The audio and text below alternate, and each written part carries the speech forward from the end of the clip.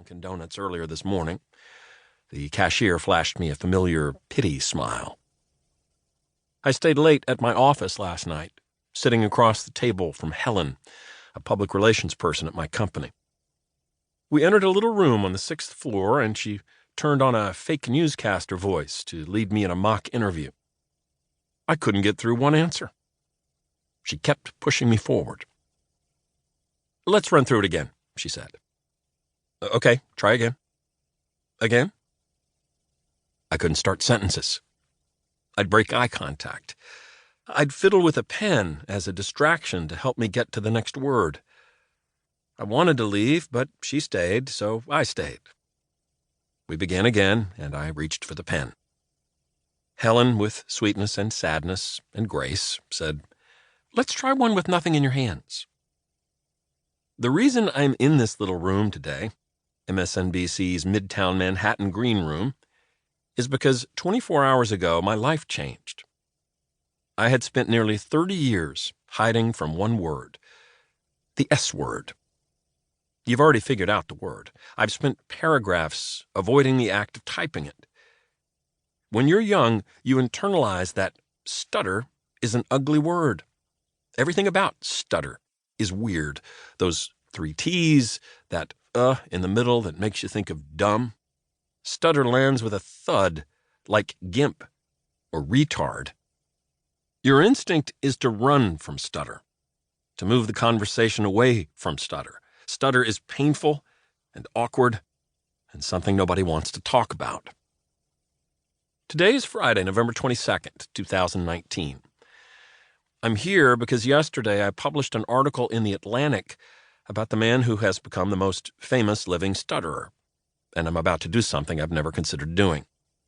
Talk on TV. Just under 12 months from now, Joe Biden will be elected President of the United States. He somehow made it this far without tens of millions of people realizing not only that he stuttered as a young boy, but that he still stutters as an old man. There are dozens of writers at my publication who are more talented than me, more deserving than me, more qualified than me to interview the next president. I landed the assignment for the sole reason that I stutter too. You'd like to think that when these moments arise, you stride toward them, chin up, chest out, triumphant horns blaring somewhere in the background. Right now, I'm just scared. In 90 seconds, I walk onto the set in a blue blazer with a transparent earpiece and a battery clipped to the back of my belt. I'll try to play the part of a person who's supposed to be there. But the moment I begin to speak, I know I'll make people uncomfortable. I have no idea how difficult these next 15 minutes will be. And I have no idea what's waiting for me after that.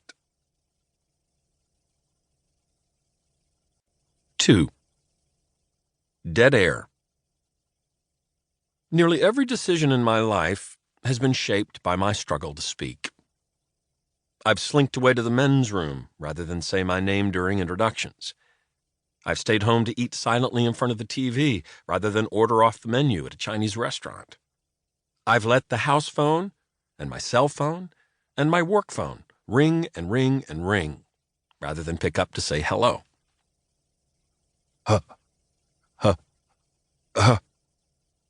I can never get through the H.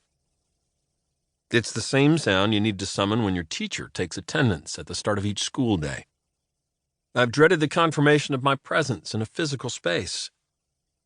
Ear, because I know the black hole of the H will swallow the ear. I understand that my stutter may make you cringe, laugh, recoil.